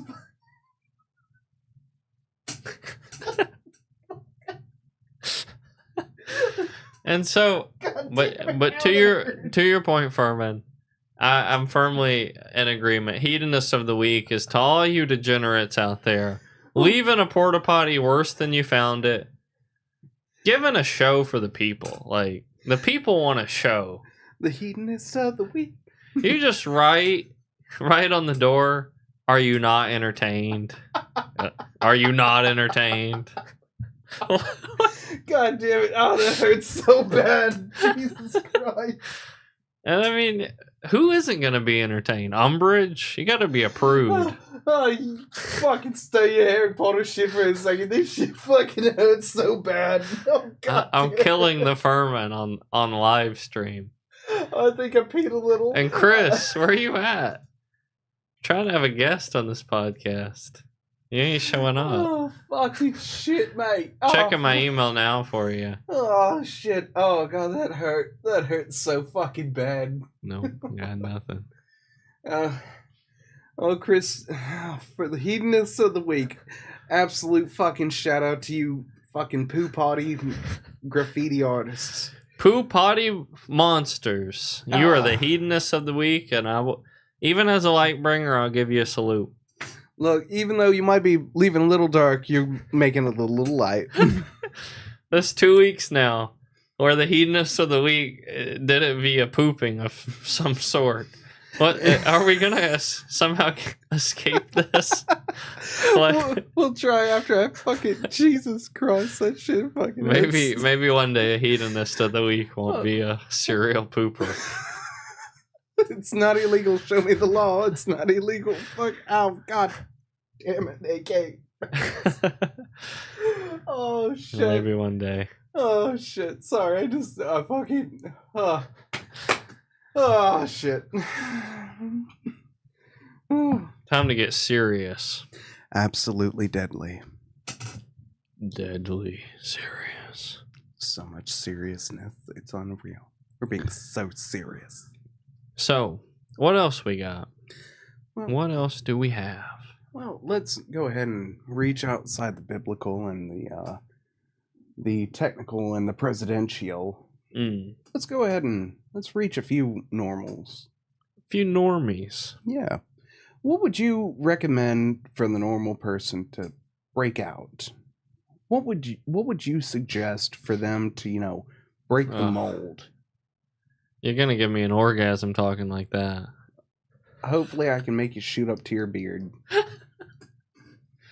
I've always wanted to be asked that. I'm just beaming to answer. Okay, here's what. The best thing your average person can do is fight.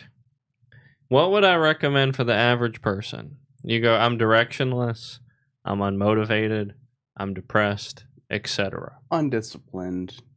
The single best thing the average person can do is develop a sense of fight in their life. Fight will define you. It will chisel you. It will make you into a beautiful marble statue, like the Statue of David by Michelangelo. It'll take you from a caterpillar to a butterfly. And I get there are people who are so depressed, so turned off, that nothing can necessarily trigger them. But for your average person who's just monotonous, okay, you go and play a game of Monopoly with your family. Whatever. Yeah. You're going to get pissed. Do a little Monopoly. When you lose that Monopoly game. You're going to feel a little bit invested when you lose Monopoly. Or anything. Uno. Poker. You're going to be like, well, shit, I fucking lost. Even Go Fish. So imagine you're directionless, you're aimless, you lack identity. Instead of playing Monopoly or Uno, you're just like, I'm going to fight everything. I'm just going to fight. You know what? Instead of Monopoly, fuck you, Battleship. Fuck you, Battleship. The sign said stop. I said fucking go. The light was red. I said it was green. You tell me that I gotta stop and not pass go for $200? You know what? Eat shit. I'm gonna fucking throw a hotel on your own property. Fuck you. If you're lacking identity, if you're lacking purpose, pick up the most easily accessible fight you know and don't stop. That is my advice, is find the most readily available fight you have in your life and fixate on it. Because through fighting, identity presents itself. It's created. It's created. Like, identity will come through fighting. And I speak, obviously, as someone who has a naturally fighting spirit. I'm a natural aggressor. But I do think that would cure many, many people's problems if they just started to view the world in a fighting manner. Just actually going ahead and digging deep and becoming the person that they meant to be. Person they're meant to be. Okay, so you're talking more like a Bill Nye the Science Guy.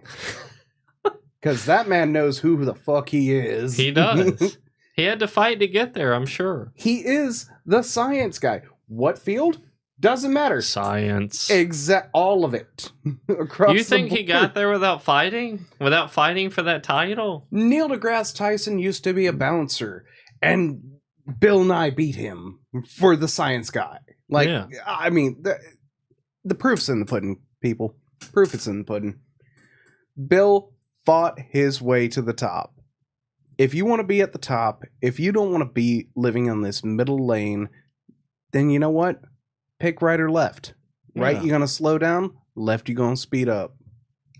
And it can start in the house. It can start with household chores. Let's say you let dishes build up and flies come into your house, and then you're watching TV and a fly lands on your nose. You don't like it. You get a little angry. Most people maybe swat the fly. Maybe they kill the fly. But they don't go, fucking shit. Let's just these goddamn dishes causing these motherfucking flies. Every motherfucking day. And my motherfucking sink gotta go. I'm tired of letting a fly land on my fucking nose. Let's go. Beat the shit out of those fucking dishes. After that, one problem solves itself. You're routinely somebody who's late to work. And part of that is your laundry. You're searching for an outfit, but you never have any laundry sorted. So you're like digging through your dryer for your clean shirt. And then you end up 2 minutes late to work and your boss gets on to you for being a late little bitch. And you get angry. Shout out to my old job.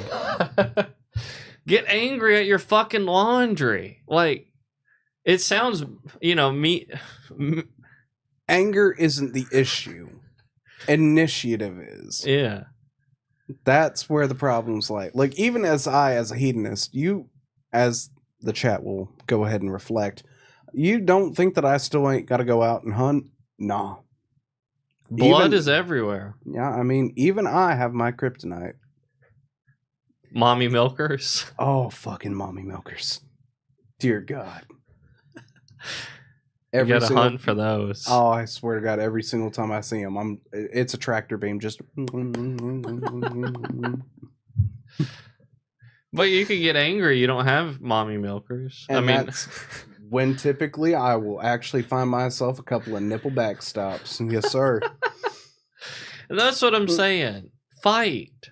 That's my advice. Don't be angry and directionless. Be angry and have a direction and conquer it. Yeah. Even if you fail, it's better to fail with a direction. Better to fail with a direction than to be aimlessly sad. Yes, because like being sad is what I would go ahead and assume in this day and age is the de facto state. So many people are sad. And typically their sadness is something that they can control. Usually, yeah. Yeah, and I mean, even though, again, hedonist, carnal pleasures, yada, yada, yada, blah, blah, blah, drugs, sex, all that shit. But even I can control myself to a degree. Yeah, I mean, you've got the flow state about you. Exactly. Like, I can go ahead and change things in my life that I want to fix. There's a certain saying that my daddy used to say. Focus on the things you can control. Mm-hmm. And everything you can't, let it be. Mm-hmm. I agree with that. Yeah, it's the most redneck fucking flow with the river shit I ever heard. Mm-hmm. Which, again, love my dad. He was the fucking tits. That's one thing that kills me. People will hold on to emotions that don't serve them. And so, like, I get you're human. There's natural things that are going to come up. Sure, you're going to be sad. I get it. But there's negative emotions I have, right? And people might go, why are you so angry about this? Why are you mad? Well, there's a possibility of a female president, so I understand. And I can go, I don't like being mad. Fair. But I truly believe it's the best emotion I could hold on to, like, for this problem. And so, like, you could go, well, you're feeling this negative emotion, but if I let it go, then I would maybe lose the ability to solve the problem. And so I would go, okay, I'm feeling like shit, I'm feeling pissed, whatever, but I feel it at least is serving me in some way. Whereas there are people who will just be angry or be sad or be depressed and have nothing to gain from it. And see, thar be the fucking... For our viewers at home, I'm adopting a pirate accent. Thar be the problem there, sir. Because anger is not just an emotion that is negative. Yeah. Everybody always goes ahead and attaches it to some sort of negative connotation. Mm-hmm. He got mad at me. He didn't like the way that I did this or that or the fucking other. Okay. Anger is not the issue. The issue is what happened. Mm-hmm. Because I have been angry because I've lost on like $500,000 deals on fucking homes. Yeah. Yeah. Like I have literally had to go ahead and fist fight my way through an entire school and then fist my way through an entire different school growing up. Yeah, the girls' Catholic school. Well, girls is very liberal, but yes. The elderly ladies with mommy milkers Catholic school. Oh, if they had mommy milkers, then I wouldn't have had to fist so many priests. But that's not the point. The point is, angry gets shit done. Mm-hmm. It's an acceptable flow state. It is not that you have just come to terms and that you're going to let shit slide no matter what happens. Mm-hmm. It is actually putting energy to your action. Yeah. You look at the average individual when it comes to motivation. Mm-hmm. I know there are those exceptional people who are independently motivated, but most people are not. Your average person will be more motivated by someone telling them they can't do something than their own goals. So, like, you have a goal to, let's say, own a $300,000 3-bedroom, 2-bath house. And every day you wake up hoping to one day own that house. If some dickhead comes along and says, you're a piece of shit, you don't have the skills to make that money or to be a homeowner, that's going to motivate your average person more than their own desire, like than their own dreams. like I have fucking dreamt of a house with 4 bedrooms, a pool, a jacuzzi, 6-lane garage. Yeah. But the second that somebody points at a bookshelf and goes, you know what's more important to me than this Ferrari? Knowledge. Books. Ah, fuck. That shit right there is the only thing that ever motivated me to go ahead and actually get out of my tent. Yeah. And so that's what I'm saying. Anger can be an exceptional motivator. It could be the hammer that you can add to your tool belt. What's funny is I try and avoid sadness at all costs. And I'm at least a semi-sociopathic type of person. Absolute fucking Norman Bates, guys. I do experience sadness not as much as most people, but there are times where it's like, okay, when you're a human, it's going to show up. Sooner or later, it's going to show up. It's inescapable. And as somebody who prides themselves on trying to be happy or angry, that's the emotions I like to be in. There's times where out of the blue, for no reason whatsoever, sadness will show up at my doorstep. It'll show up just boom on a whim. And I mean, like, that's what I believe depression is. It is unrecognizable sadness for no reason. And what I do is I sit, I look at the sun, not till I go blind, but close. He touches grass. I touch grass and I let it pass. If I have tears, I give them to the earth. My tears go to nature. They don't go to anything else. Why would they? What purpose will it serve? Yeah, which, I mean, for your bonsai tree, which, by the way, this man has got an amazing Zen garden. I actually grew it from my tears of the random onset sadness. It explains a lot, because those Japanese trees be flourishing. Wait, tears, they got salt, they got the mineral, magnesium, potassium. Miracle-Gro is not in this man's definition. I'll tell you right now. Like, he grew this shit by hand and by eye. Yeah. A lot of people don't know Miracle-Gro is actually extrapolated from the sweatshop workers in China. Well, I would have figured Korea or maybe even Germany, but like... Well, sometimes those two. If supply gets low. A little bit of both. Do some outsourcing. Fucking shit. Shout out to Germany. But yeah, cry to the sun, cry to the grass. That's what it's there for. Because as a man, I'm telling you, nobody cares. They don't care if you're fucking crying. Well, I mean, that's part of the human experience, is people not giving a shit. Yeah. That's one of the things as, people we got to go ahead and accept. Like, for the most part, other people lack that empathy drive they used to have, because we were all hungry at one point. Mm-hmm. We were all having to dodge saber-toothed tigers at one point. Mm-hmm. We were all having to go ahead and not get enslaved to another nation. We were all on that level. Mm-hmm. Which we're just not at right now. Which is why there's so much discourse over small shit. Mm-hmm. We're yearning for that drama. Exactly. That's why the Russian and Ukraine fight right now, that's why it's such a hot topic. Well, I think it's a hot topic because people lack a lot of virtue that they had in the past. So, one thing I'll say, there used to be a benefit to being poor that doesn't exist today. And so I've spoken with some pastors and some priests and things like that about this issue. This man's getting balls deep on that religion. Yeah, well, it's in the past when you were poor, you lacked the means for a lot of vices.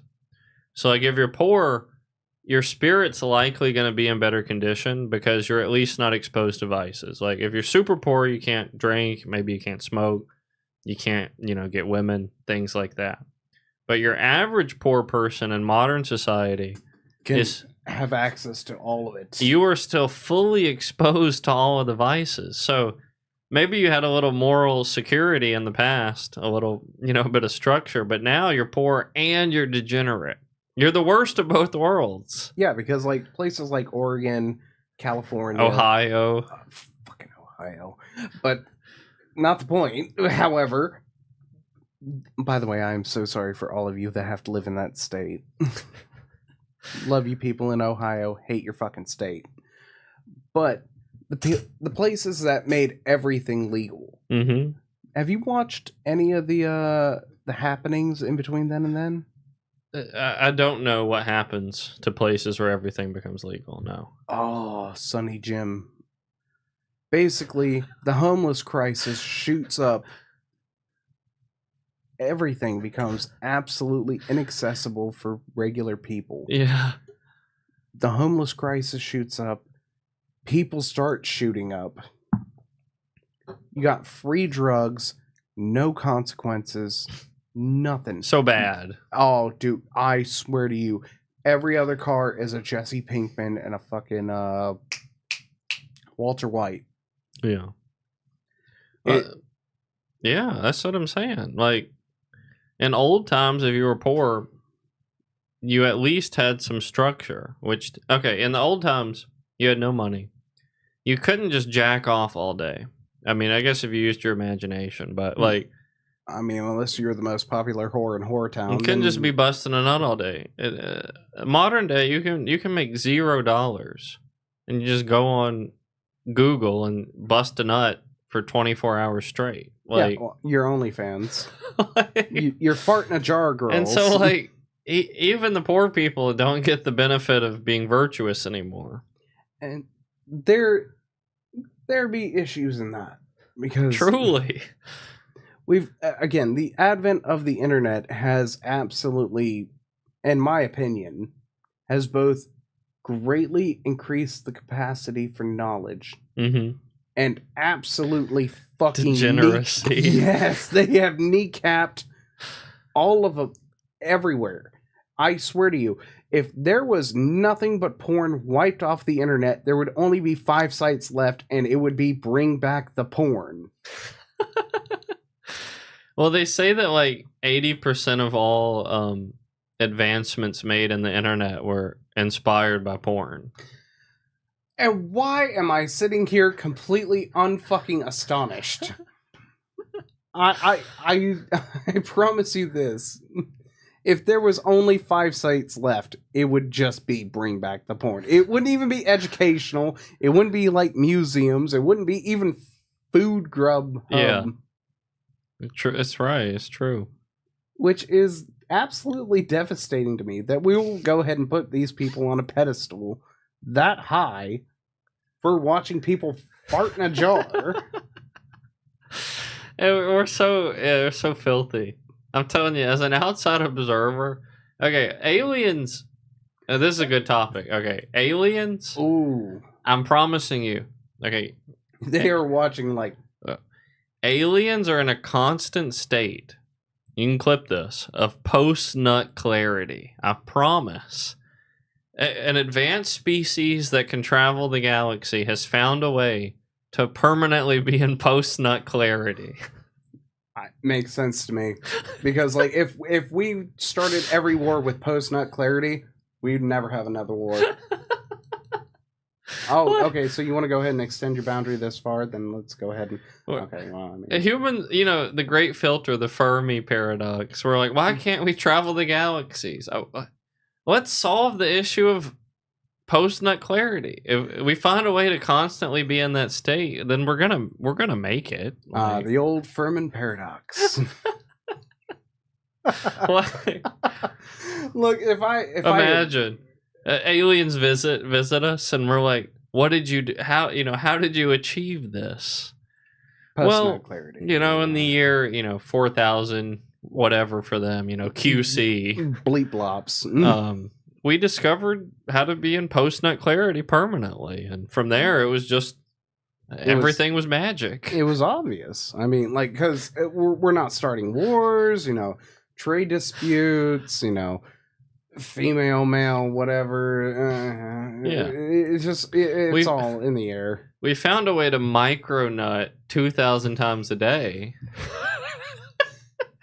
Shit, I might be an alien, dude. You got microdosing. You got rental payments for your fucking Netflix subscription. And then you got micronutting, and it elevates you from like here to here. Fucking. That was the issue we had to solve all along. It's like, it's the meme society of, Kanye released this album and it's utopia. Society when we discover micronutting. Right. You just have to nut, but only a 16th of that nut, and you have to do it 24 hours a day. That is where you get on this level. Yeah, and then nothing but invention, nothing but agreeableness and prosperity. We love each other. We're inventors. We're ambitious. It's like tell me that's not a viable possibility.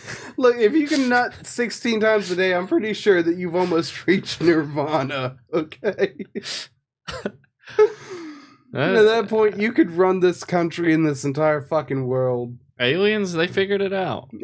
That's the whole reason why they don't visit us no more, because we used to bust a nut like once a year. Yeah. Imagine they're discussing our problems and they're trying to help us. And then, after hearing all their issues, they're like, wait, how many times do you nut a day? Joe Biden's like, well, I mean, one. And every 17 years. You haven't discovered micro-nutting? Shut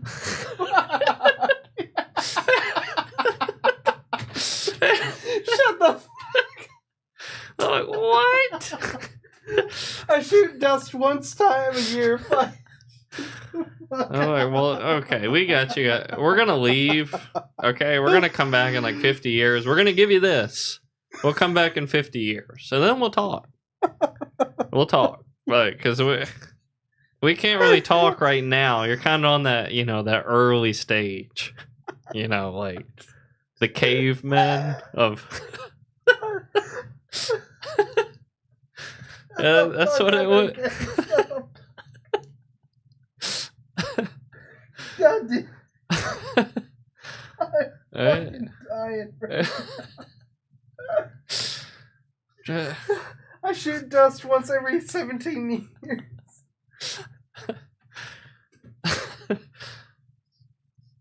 God, oh fuck, shit, my sides hurt. So, the backlog, if you will, Joe Biden shoots dust of this episode. We gotta at least give one more topic before we go out. We gotta give one more talking point before we go out on our secondary episode for the night. And Chris, where were you at? Come on, Chris. If you guys are gonna show up for the party, show up. Chris. I don't have to almost piss myself. We miss you. God damn it, that hurts. We had Sheila, not Chris, though. Oh, fuck Sheila. Did I tell you what happened this last time I pulled in? No. She fucking threw an apple at me in my open fucking window. What, did it have a bite out of it, or was it a raw? It was a raw one. What kind of fucking animal does that? I don't know, man. Sheila. Fucking that's who. Sheila. Or shitty little midgets. Oh, God. Next time I pull in, I'm going to go ahead and hit them in their tricycles. Oh, God. Damn it. Fucking Joe Biden shooting dust. Hope he shoots dust all over her fucking face. Apple thrown asshole. I gotta. If you don't have a final topic, I got one. All right, lay it on me. I got one. What you got? I was like, it's. I got one. It's this. Okay. If you go to a grocery store and people act a certain way, grocery stores are like your biggest exposure to how a mob might act in real time. Not Sheila. Your NPCs and how they're gonna interact with a stranger. Again, not Sheila. There's the grocery store, and then there's traffic. And the sheer disparity between how people act in grocery stores versus traffic astonishes me. And what I mean is, in a grocery store, people are more amicable, they're more friendly, even to a fault. And so, like, if you do a 50-50 with somebody at a grocery store, they're very likely to give way to you. Or, like, to be like, oh. Kind of scoosh. Yeah. But in traffic, it's polar opposite. Do you agree with that? Yeah, because I'm not gonna lie, I acted like a cunt driving over here. I was blaring some Dragon Force loud as I could. Some Drake? No, Dragon Force. Like through the fires and flames. We still carry on. Dude, it's I was in it. Everyone grows a pair of balls when they're in a vehicle. Well, it's a 300-pound bullet. It's like, but you're the same person that in the grocery store would just friendly and amicably, even if in your head you're like, fuck this dude, you're like, yeah, go on. Yeah, of course, I can go ahead and move out of the beef skirt. But in traffic, you're gonna like ride my ass, you're gonna aggressively pass me and give me an angry look, and it's like there's something about having that automaton, that mech, if you will, that middleman of metal that just changes people's personality to a fault. Yeah, and I mean, like, I would love to say that I am above that, but I am not, because I flipped off a fucking undercover cop on the way over here. I'm personally an aggressor in traffic, but I'm also an aggressor in nature, like in the grocery store. You can ask my girlfriend, you can ask any of my exes. I'm pretty aggressive to strangers in a car and out of a car. Chat, please don't ask any of his exes. They are going to say some horrendous things. But the thing is, I just want people to be consistent. If you're a dick in your car, be a dick in general. See, there would be the problem. Again, adopting the pirate phase. For all you on audio, I'm using air quotes and a finger hook. There be the issue. Yeah. Because there's 3 tons of metal that separate you from the she bitches. When there's times people get out of that car at a red light, pull your ass out of your vehicle. Oh my god, that one dude that fucking like TikTok? Yeah, and just beating on the window. Dude, and what's even scarier and funnier to me than anything, they turned into a song. There once was imagine being that dude for the rest of your life. You fucking imagine, mate. Could you fucking imagine your fist pump, your fucking angers turned into a sea shanty? I fucking couldn't. Look, that is the mommy milkers of fucking life. But why can't we be consistent? If you're a nice person, be nice in traffic. And if you're not, just keep it cohesive. Like, the vehicle shouldn't change much because there's a human being operating them. True, but there's also 3 tons of metal between you and them. And if they're... And I am a very aggressive driver, and I will go ahead and own that. That's hard for me to believe, knowing your personality, but I'm an aggressive driver also. Look, I'm a hedonist. I like to fuck, and I like to fuck other people, so therefore, rear end them, if you will. Giggity, giggity. Anyway, though, the point being is, like, regardless of your stature in life, if you're gonna go ahead and be a fuckhead behind the wheel or behind me, then we're gonna go ahead and be playing on even streets. Yeah, I've had my life threatened by my actions behind the wheel before. Was it Sheila? No, it was some trucker. After I parked, he got out and ran up to me and said, "I got a gun in my truck. I could shoot your ass." You could, but you left it in your truck, you stupid ass bitch. And I just smiled. I'm like, hey, it's all fun.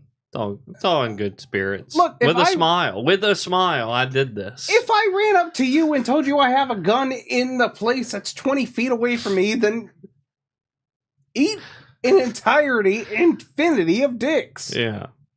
Unless you got it on you right now, then I don't care. Yeah. I'm sorry. But well, that's why I'm a skilled de-escalator. Oh, I am fucking straight escalator. And you've actually been employed as a human escalator a handful of times. I literally lift bitches and also people. I remember that one time at the mall, you know, when the escalator went down and you like filled in for a couple weeks. Well, I mean, that was a good paying gig. Well, I mean, they were some thick grandmas. Okay, like I couldn't help it. Like some mommy milkers. Oh, dude, them diapers give a little extra inch. You know what I'm saying?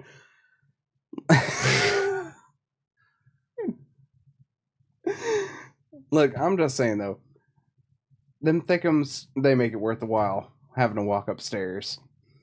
Nah, bro, nah. I ain't looking for no thickums. Look, I'm telling you right now, them thickums make me want to stickums. And that's why I'm gonna leave it right there. Thickum and stickum. Ah. Look. See, he's got thickum and stickum. For me, it's stickum and stickum. Stickum and also put my dick into a bag full of coat hangers. Apparently, you're working bare bones. I'm working full bones. Yeah, but you know what? Every day, united on opposite fronts. Look, you might be a red pill. I might be a purple, magenta, green, blue and yellow, purple pills. I'm full on rainbow at this point. Warm and wet, consenting, and above age. That's all I ask. As always, you're trying to escape the live stream. Nah. Slowly but surely, you're seeping off into the abyss. Nah, never. But for the viewers at home, thanks for tuning in. For our audio listeners, you know, this is a 2-part. Well, we're gonna split it. We'll do a 1 and 2 for you guys at home. Give you that double-decker whopper. But yeah, we're close to doing the crickets. At the rate that we're gaining subscribers, I suspect we're 2 weeks out from our live cricket stream. Oh, that'd be the fucking tits. So feel free to tune in for that. You want to see some Fear Factor shit? Then go ahead and log on. Got somebody saying, you just want to make it difficult for our editors to keep you in the frame. He's a man of difficulty. He likes to be difficult. You're damn right. Look, we've got an entire team of absolute crack-ass guys working tirelessly to bring you the flavor. The good news for our editors and for the Furman and even for myself, all of this has been phase 1, season 1, if you will. You know, just shits and giggles, shit testing, yada yada. Schliggles, if you will. We're 1 to 2 weeks out from entering into phase 2, and phase 2 is going to involve a lot more rapid growth than what we've had. We're going to have some Thanos snapping his fingers shit going on. There's going to be a lot more rapid growth coming in the next few weeks, and so for those of you who are here now, you're one of the first, you're one of the starters. You're in on the ground level. Steve Jobs, even, before he got kicked out of his own company. Before he even got Pixar, which is something I learned today. So yeah, thanks for everyone who tuned in. And crickets, 2 weeks out, I would say. Of course, we have to get to 1,000 subs, but I know you guys will get us there in this next week. I mean, if they're loyal as you say they are, hell. And hey, if we don't get to 1,000, we'll be on the streets. Well, I'm just begging and pining. We'll be hawk 2-ing for that 1,000. Well, I mean, I'm already living in a tent, so like this is all mitigatable for me. Just remember though, stay positive and test negative. And always be in the light. And always be in the light. No darkness. Hit that flow state, motherfuckers.